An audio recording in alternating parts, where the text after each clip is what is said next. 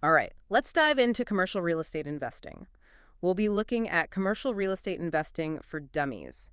I'm joined by our expert to help us break it down. Ready to jump in? Definitely. Commercial real estate can seem a bit overwhelming, but this book really helps. Okay, great. Now, I keep hearing about incredible returns in commercial real estate, but it's not just buying a bigger house, right? Yeah. What are the differences from, say, residential rentals? Yeah, you're right. It's not just scaling up. With commercial properties, the focus shifts from appreciation to cash flow. You're essentially building a business. And leverage, using borrowed money, that's key. Leverage sounds great for profits, but isn't it risky too? What if the market takes a dip or the property doesn't do well? Good point. And the authors acknowledge those risks. Poor management, market downturns, even legal issues, those can all cause losses. That's why they really stress due diligence. And not just checking the information, but really digging deep to uncover any hidden problems. They even suggest going beyond the seller's financials, like asking for tax returns to see the real income history. Makes sense. You don't want to buy a problem. So how do we even start evaluating a commercial property? Is it the same as residential, just bigger numbers? The core ideas are similar, but the scale and the focus change. Conti and Harris highlight these three key things: net operating income, cap rate, and cash flow. NOI is simple income minus operating expenses. But cap rate, that's where it gets interesting. It's that NOI divided by the property's price.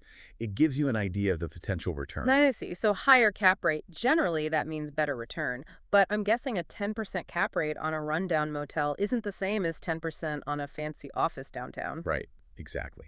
Context is so important. Cap rates can be all over the place, depending on the type of property and where it is. Smart investors, they don't just look for the highest number, they use it to weigh the risks and compare different opportunities. Okay, so context is key. What about cash flow? Is that just a fancy word for profit? It's similar, but there's a nuance. Cash flow is what you have left, after all the operating expenses, and any debt payments, your mortgage. Conti and Harris really emphasize that positive cash flow is absolutely essential for successful investing in commercial real estate. So, strong cash flow, a cap rate that matches my risk tolerance, and of course, thorough due diligence. Okay, but how do you go beyond those basics when looking at a specific property? How do you tell a good deal from a bad one? It all depends on the property type. For example, with apartments, you look closely at the price per unit. Are you overpaying compared to similar buildings? And then vacancy rates. If those are high, that might mean there are hidden issues. Scrutinizing the leases is also really important.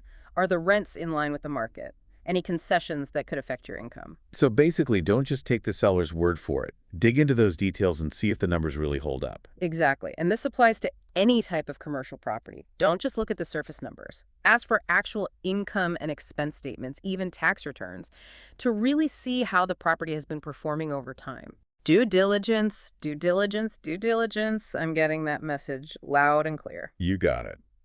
Now, let's zoom out for a minute. We've talked about individual properties, but what about the real estate cycle? Does that matter for commercial investments just like it does for residential? It seems like timing the market would be even more crucial with larger investments like these. You're absolutely right. The book has a whole section on this. They break the cycle into these phases: expansion, peak, contraction, bottom, and then recovery. Knowing where we are in that cycle can really change your approach. So if you buy at the peak, you're paying top dollar, which could hurt if the market cools down, right? Yeah, exactly. But then there's also bottom fishing, buying when prices are low. It's higher risk, higher reward. But the authors say if you understand the cycle, you can spot those opportunities that other people miss. So timing is important, but realistically, predicting those peaks and bottoms is tough. So aside from timing the market, how do you find good deals in commercial real estate? Do you just wait for listings and hope for the best? Nope, not at all. The book is all about being proactive. Building relationships is crucial. Get to know brokers, other investors, bankers, even lawyers. They often know about deals before they become public. It's all about who you know. Right. But also what you know. Research is important too. Check newspapers, trade journals, online platforms like LoopNet. Stay informed. Sounds like a lot of work. Are there ways to be even more proactive? Absolutely. Direct marketing is another good strategy. Send letters or postcards to property owners or create a special report with helpful information. You're not just expressing interest, you're showing you're knowledgeable. I like that. It's not just I want to buy, it's I bring value to the table. What about properties that have been listed but haven't sold? Are those always bad news or could they be hidden gems? They see those as potential gold mines. Often they haven't sold because of the price, some unique challenge, or just bad timing. If you can figure out the WHY, you might find a solution the seller hasn't thought of, and that could lead to a win-win deal. So we've found a property, the numbers are good, the timing is right, it fits our plan. Now comes the scary part, making an offer. Negotiating in the commercial world seems intimidating. Any tips for that? They have this system, they call it the instant offer system, to make it less daunting. The first step is to build rapport. These deals take time.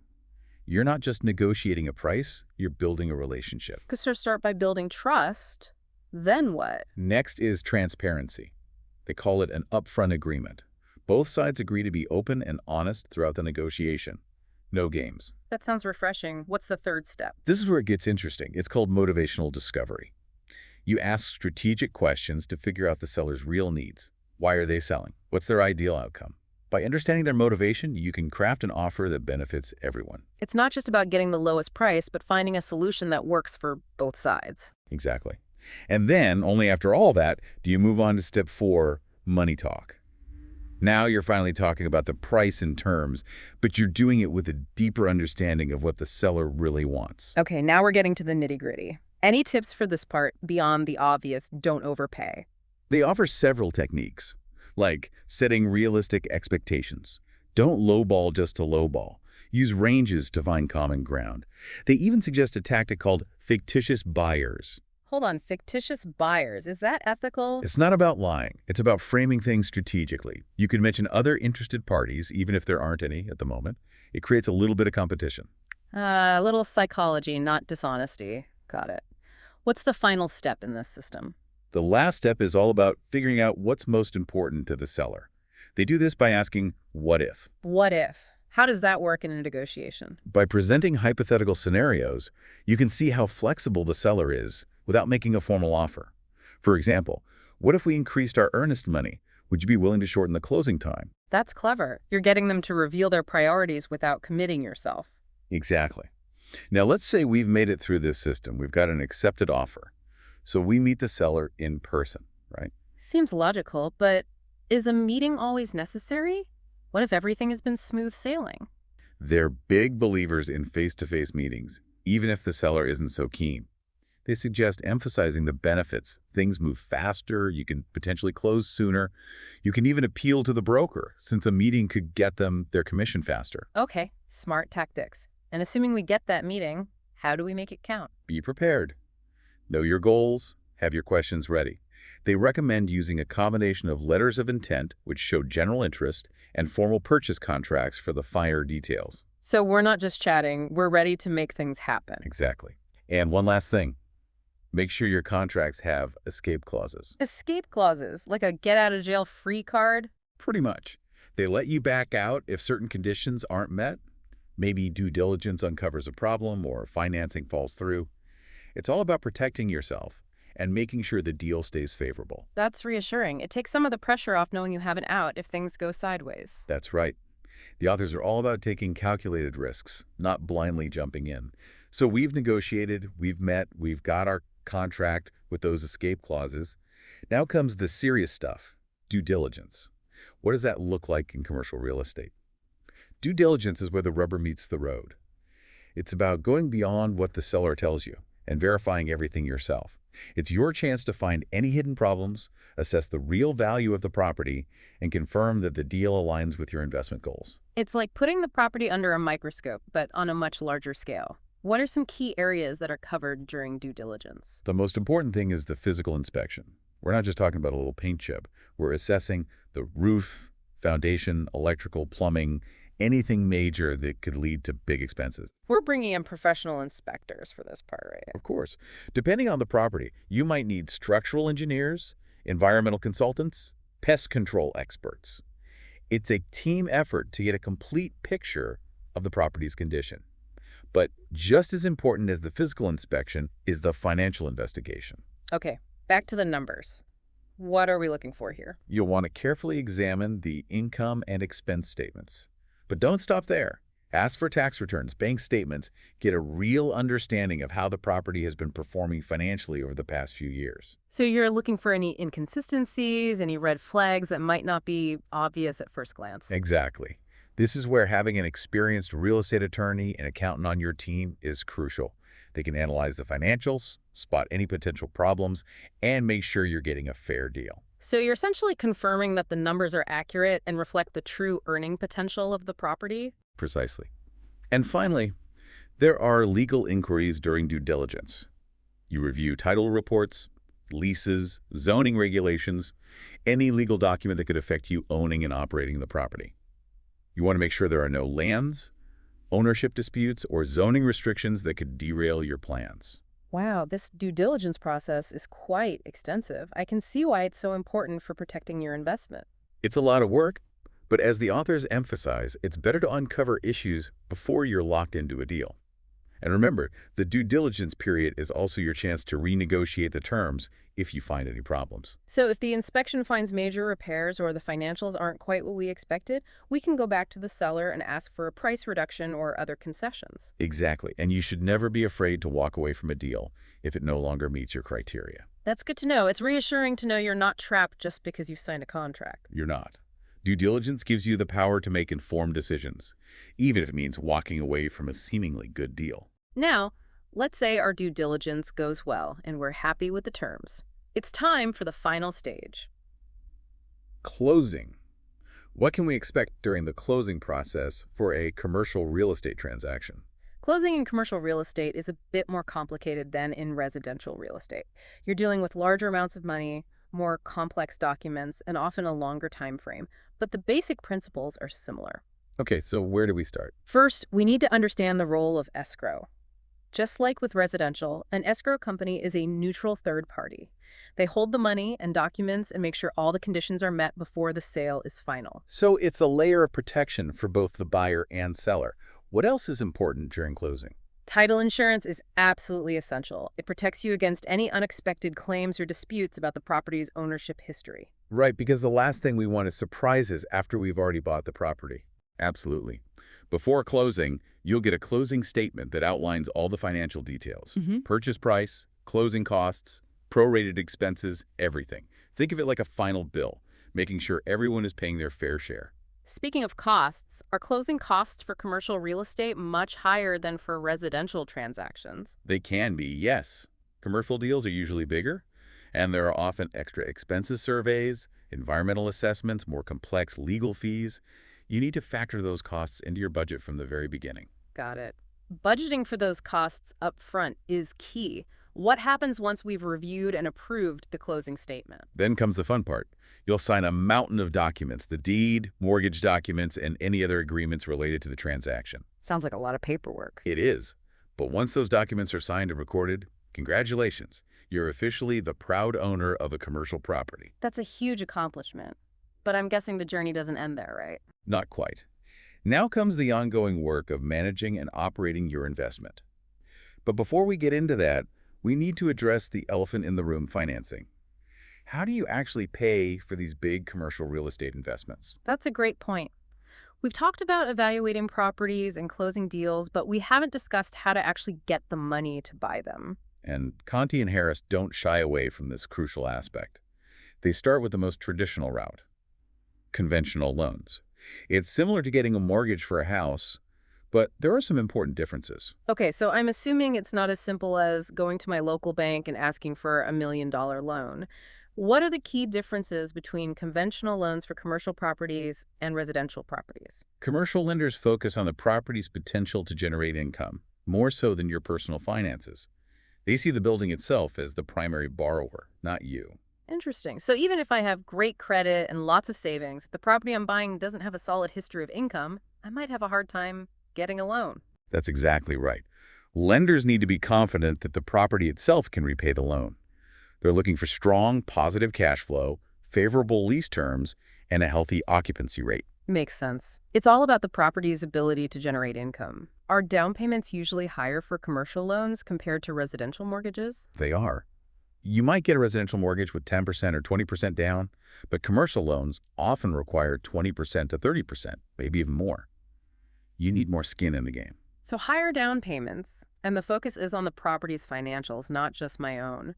What else should we know about conventional loans? It's important to really understand the loan's terms and conditions. Interest rates are key, but also points. Those are upfront fees and prepayment penalties, which apply if you pay the loan off early. It's not just about getting the lowest interest rate. You need to look at the total cost of the loan. I need to read the fine print, not just focus on the big numbers. Right. Now, conventional loans are often the first choice, but they're not the only option. Conti and Harris dedicate a whole chapter to creative financing techniques, ways to get access to properties, especially for investors who might not qualify for traditional loans. This is interesting. Give me some examples of these creative financing methods. What are we talking about here? One common technique is the master lease with option to buy. Basically, you lease the property with the option to purchase it at a set price later.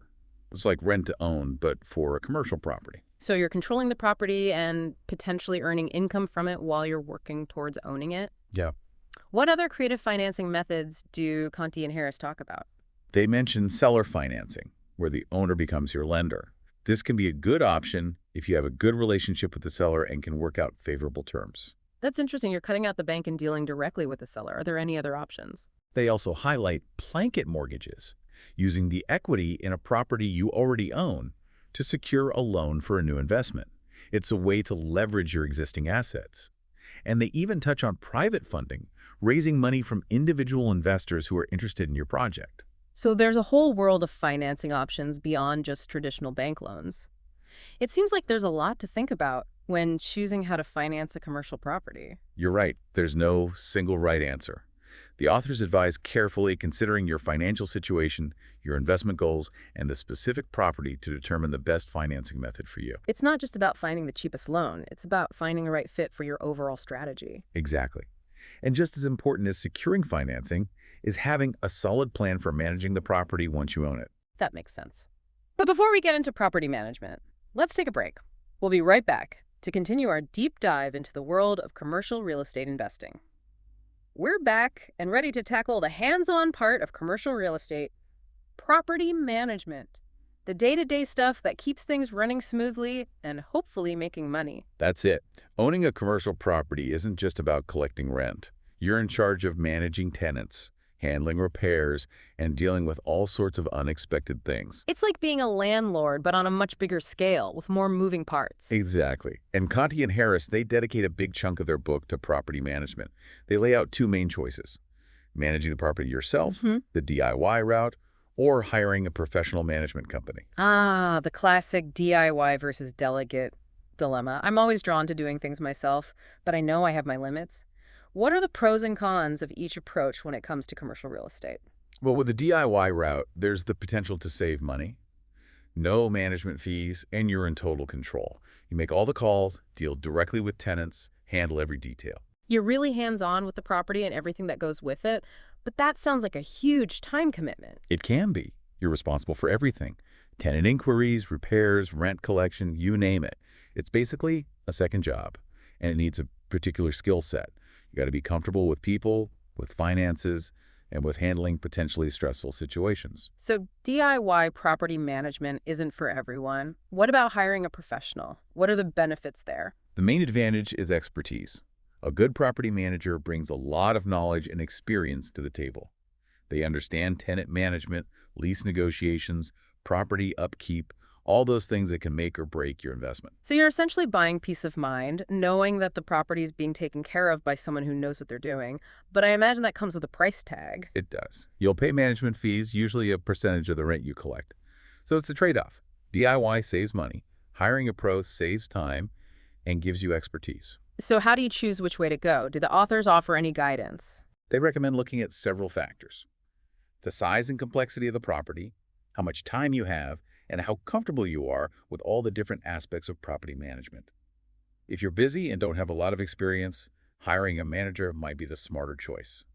But if you're starting small and you like being hands-on, DIY can be a great learning experience. It's about finding what works for you, your situation. Now, regardless of whether you DIY or hire out, are there any general rules for effective property management? There are. Conti and Harris emphasize clear communication. Establish open lines of communication with your tenants. Respond to their concerns promptly and keep them in the loop about important stuff. Makes sense. Happy tenants are more likely to stay, which means steady income for you. Right. Property maintenance is also critical. A well-maintained property attracts and keeps tenants. It also helps preserve the value of your investment. It's all about being proactive, dealing with problems before they turn into major headaches. Stay on top of repairs, keep those common areas clean and safe, and basically make it a place where people want to live or work. Makes sense. What about the financial side of managing a property? Financial management is crucial. Keep those records organized, track every penny coming in and going out, and make sure rent is collected on time. It might not be glamorous, but it's essential for a successful operation. Okay, effective property management boils down to clear communication, taking care of the property, and sound financial practices. Got it. But what about protecting the property itself? Not just from normal wear and tear, but from legal and financial risks. Good point. The authors have a whole chapter dedicated to asset protection, protecting your wealth from lawsuits or financial setbacks. That sounds like something every investor should know about, no matter how much experience they have. What are some of the key strategies they recommend? Setting up the right legal entity to own the property is super important. An LLC, a corporation, a limited partnership, these can shield your personal assets from any liabilities associated with the property. So if things go south, your personal finances are protected. You're creating a barrier between you and the risks that come with owning a property. That's it. They also emphasize getting proper insurance coverage. Property insurance, liability insurance, even legal defense coverage. You want layers of protection to reduce your financial exposure. So you're not just hoping for the best, you're actively preparing for potential problems. Right. And they even suggest looking into non-recourse loans. With these loans, your personal liability is limited, even if the loan goes into default. But beyond the legal and financial strategies, they also stress ethical business practices as a form of asset protection. Being fair to everyone, keeping your promises, and operating with integrity can go a long way in avoiding lawsuits and disputes. It's not just about legal tricks. It's about building a reputation for being honest and fair. That makes a lot of sense. We've talked a lot about the good things about commercial real estate, but it's also important to acknowledge the potential downsides. Why do some commercial properties fail? What are the traps that investors should watch out for? You're right. It's not always smooth sailing. The authors are very upfront about the risks. One of the most common mistakes is just making a bad deal to begin with, overpaying, underestimating costs, or not doing enough due diligence. So it always comes back to doing your research. What are some other common mistakes? Taking on too much debt can also be a problem. High mortgage payments can cause cash flow issues, especially if there are unexpected expenses or a drop in occupancy. Seems like having a decent amount of cash on hand is really important in commercial real estate. What else can cause a property to fail? Poor management is another big one. Whether you're doing it yourself or you've hired someone, ineffective tenant screening, not keeping up with maintenance, or poor financial oversight can all lead to trouble. Finding a trustworthy property manager is key. Or, if you're going the DIY route, really dedicating yourself to learning the ropes and staying organized. Are there other things that can cause a property to fail? Even the best managed properties can be affected by downturns in the market. A recession can impact vacancy rates, rental prices, and how much the property is worth. Oh yes, the dreaded recession. But even if the economy takes a hit, aren't there things you can do to protect your investment? Definitely. Conti and Harris recommend keeping some cash reserves to cover unexpected costs, diversifying your investments to spread the risk, and being proactive about adjusting rental rates or lease terms as the market changes. It's about being flexible and having a backup plan. So even in tough times, it's not about panicking. It's about having a strategy to get through it. That's the idea. Now, we've talked about the risks, but let's not forget that commercial real estate can be a very rewarding and profitable venture. And speaking of high rewards, we can't finish this deep dive without talking about land development. It's one of the most exciting aspects of commercial real estate. Yes, land development. It seems like the ultimate way to create value. Taking raw land and turning it into something profitable. It is. Conti and Harris have a whole chapter on land development outlining the potential profits, the challenges, and the strategies. Okay, I'm all ears. What are the advantages of land development compared to just buying an existing property? One of the biggest perks is the potential for huge profits. If you can successfully rezone a piece of land and develop it for a better use, you can significantly increase its value. You're creating value where there wasn't any before. Exactly. Another advantage is that you can often tackle large-scale projects with a relatively small initial investment. Wait, how's that possible? Don't you need a ton of money to develop land? Land development does need capital, but you can use money from investors to finance it. You're essentially joining forces with other investors who believe in your plan. That makes sense. But land development also sounds really complicated. What are some of the challenges involved? It's not easy. It's a multi-layered process, dealing with zoning regulations, getting approval from different government agencies, and sometimes even facing pushback from the community. It sounds like you need to be comfortable with paperwork, bureaucracy, and potentially even some public opposition. You got it. You need patience, persistence, and good communication skills to navigate the whole thing successfully. Let's say you found a piece of land that looks promising. What are the first things you do? The authors emphasize due diligence, just like with any other real estate investment. You need to confirm that the land is suitable for what you want to do with it, understand the zoning rules, and look into any environmental factors. You're making sure there are no hidden issues that could derail your plans. Exactly. Once you've checked the land's viability, you start talking to the relevant government agencies. This means submitting plans, getting permits, and going to public hearings to present your project and address any concerns from the community. It sounds like a long and winding road. What happens after you've done all that? Even before you start construction, you need a clear exit strategy. How are you going to make money from this investment?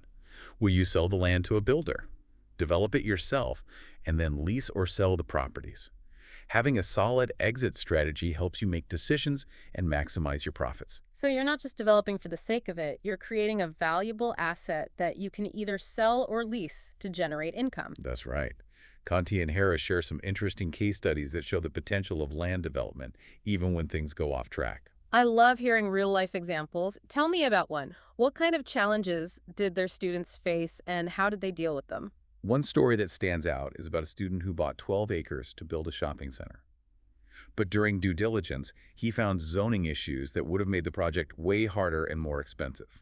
That sounds like a major setback. What did he do? He didn't give up.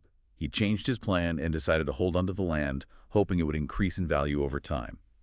He knew the area was growing, so he's betting on that. It was a gamble, but it paid off. Just a few months later, he got an offer to buy the land, and he made a profit of $500,000 just by holding onto the land. That's amazing. Even when things don't go according to plan, there can still be a chance to make money if you can adapt and think long term. We've covered a lot in this deep dive, evaluating properties, financing, managing operations, even land development. Before we finish up, what are some key takeaways you want listeners to remember? One big thing the authors stress is to get expert advice. You don't have to figure out commercial real estate all by yourself. That's a great point. Having a team of people you trust, lawyers, accountants, brokers, property managers, can be invaluable. You really can. Conti and Harris also emphasize the importance of continuous learning. Keep up with market trends, go to industry events, find mentors who can share their experience. It's not a passive investment. You need to stay involved and keep expanding your knowledge. Exactly. Real estate is always changing. The most successful investors are those who learn and adapt. If our listeners were to walk away with just one key insight from this deep dive, what would you want it to be? I think the most important message is this. Commercial real estate investing can be a really rewarding way to build wealth, but it's not a shortcut. It's not about getting rich quickly. It's about planning carefully, making smart decisions, and putting in the effort. Right. It requires due diligence, careful analysis, and a commitment to learning. But for those who are willing to take on the challenge, the potential rewards are huge. Well said. Now, I'd like to shift gears a bit and hear your personal perspective on commercial real estate investing. What's the most important lesson you've learned from your own experience in this field? The biggest lesson for me has been the importance of patience. Commercial real estate is not a get-rich-quick scheme. It takes time to find the right deals, to negotiate good terms, to build a successful portfolio. It's a marathon, not a sprint. Exactly. I've also learned how crucial it is to build strong relationships. Whether it's with brokers, sellers, tenants, or other investors, real estate is about people. Treating others with respect, building trust, and creating win-win situations are essential for long-term success. Those are great points, and I think they really capture the wisdom that Conti and Harris share in their book. It's not just about numbers, it's about having the right mindset, the right team, and a vision for the future. Absolutely. And for anyone thinking about getting into commercial real estate, I highly recommend checking out their book. It's a great resource for both newbies and seasoned investors. I totally agree. It's been an eye-opening experience exploring this world with you today. Thanks for sharing your expertise and insights with our listeners. The pleasure was all mine. And remember, this is just the start of your journey. There's always something new to learn and explore in the world of real estate. So true. And to our listeners, I hope this deep dive has piqued your interest and maybe even sparked a passion for commercial real estate. I hope so too. As we've learned, it's a field with so much potential for those who approach it with knowledge, strategy, and that entrepreneurial spirit. I love that. One final thought for you. Conti and Harris emphasize that success in real estate isn't just about making money. It's about building something tangible, creating value for yourself and your community, and leaving a lasting legacy.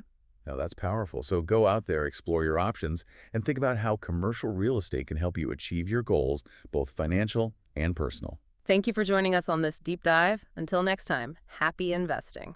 That's a great perspective. It's not just about profits, it's about making a real difference. We've touched on some ways commercial real estate can go wrong, but what about those insider secrets for avoiding those pitfalls and really maximizing success? What are some of the less obvious things that even experienced investors might miss? Well, one thing they really stress is knowing your local market inside and out. It's not enough to understand the general concepts. You need to know the specifics of your area, the people, the economy, the zoning rules. So what works in one place might not work in another. Exactly. Local knowledge is king. They also highlight the importance of having a strong team of professionals. Attorneys, accountants, brokers, contractors, people you can really trust and rely on for advice. Yeah, that makes sense. Having that network of experts, especially when you're dealing with complex deals and high stakes, that could be crucial. Absolutely. And they can't stress enough the need for a clear investment strategy right from the start. What are you trying to achieve? What kind of property are you looking for? How much risk are you comfortable with? Having a solid plan in place helps you make better decisions and avoid impulsive moves that could cost you money. So you're not just jumping at any deal that looks good on the surface. You need to have a plan and stick with it. Right. And last but not least, they encourage investors to be adaptable. The real estate market is always changing. What worked yesterday might not work tomorrow. So be ready to adjust your strategy and stay ahead of the game. Okay, that makes sense. Now, before we wrap things up, I'm curious about your personal take on all of this. What's the most valuable lesson you've learned from your own experience with commercial real estate? I think the biggest lesson for me has been patience. Commercial real estate, it's not about getting rich quick. It takes time. Time to find the right deals, to negotiate, to build a portfolio. It's a long-term game. It is. And I've also learned how important it is to build genuine relationships, whether it's brokers, sellers, tenants, other investors. Real estate is about people, treating people right, building trust, creating those win-win situations. Those are crucial for long-term success. That's great advice. I think that really sums up the wisdom Conti and Harris share in their book. It's more than just numbers. It's about having the right mindset, the right people around you, and that long-term vision. Couldn't agree more. And for anyone who's considering getting into commercial real estate, I definitely recommend checking out their book. It's full of great advice, whether you're just starting out or you've been doing this for a while. It really is a fantastic resource. It's been a fascinating journey exploring this world with you today. Thanks for sharing your expertise and insights with our listeners. My pleasure. I hope this has inspired some folks to explore what commercial real estate has to offer. Me too. And remember, everyone, this is just the beginning. There's a whole lot more to learn and discover. So be curious, stay informed, and don't be afraid to take some calculated risks. Well said. And thanks to all our listeners for joining us on this deep dive. We hope you've learned some valuable things that will help you on your own real estate investment journey. Until next time, happy investing.